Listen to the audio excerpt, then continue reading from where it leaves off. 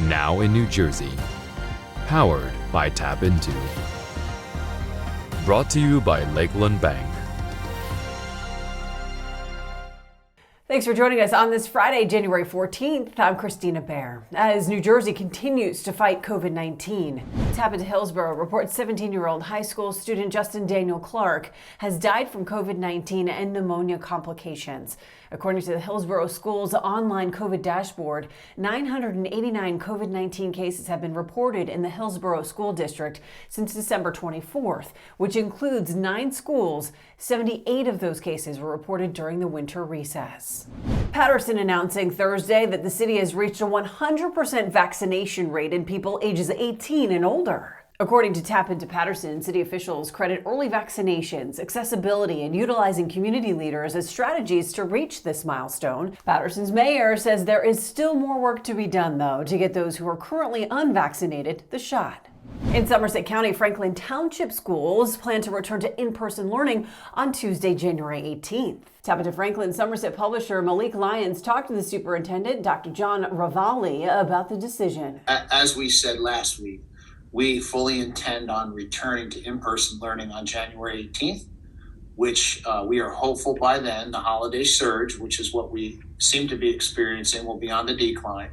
And we'll no longer have the concerns that forced us to remote. You can see the whole interview on TAPinto Franklin Somerset's site. Former Senator Loretta Weinberg is reflecting on her time in public service spanning 30 years. Born and raised in New York, Weinberg's activism came shortly after she moved with her family to Teaneck in 1964. She started serving on the council in 1990 and then to the General Assembly in 1992 for 14 years. Elected to the state Senate in 2005, she became the majority leader in 2012. It's an impressive career she never imagined for herself and never intended on pursuing. It's just that one issue after another kind of compelled me. I tell people, I think it's every time a door opened, even when I was afraid, and sometimes I would feel fear and be afraid, but somehow I always found whatever it took to put my foot through the door and take the next step. So things just kind of happened. Mm-hmm. And had anybody told me this 30 years ago, I would have laughed. What would you say you are most proud of? The things I pick out with the hardest fought, hardest to get to, and I think have the most impact on the most people. So banning smoking indoors, requiring insurance companies to pay for 48 hours for new moms and their babies, certainly marriage equality. Mm-hmm. Which again, I based a lot on my own personal experiences. So it's like your children. It's hard to pick out the most favorite. To read more about Loretta Weinberg's legacy and more state news, head to the News Around New Jersey section on TAPinto. Up next, an important tool to help the community in Somerville is restored. A vintage fire truck now ready to serve once again. The process of obtaining the PPP loan with Lakeland Bank was very smooth. I invested my entire life into this beauty bar. I have a beautiful space, and with the help of Lakeland, I was able to keep every single person in my team.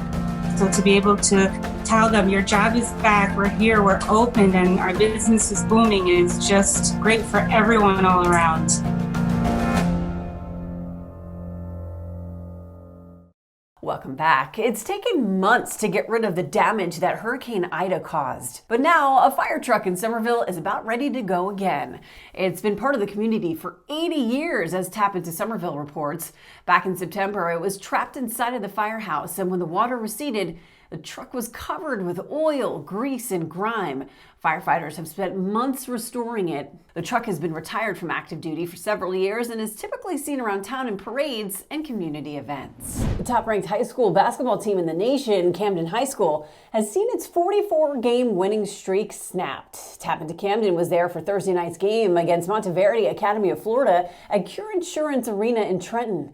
Camden fell 52-40. For your local news 24/7, visit tapinto.net.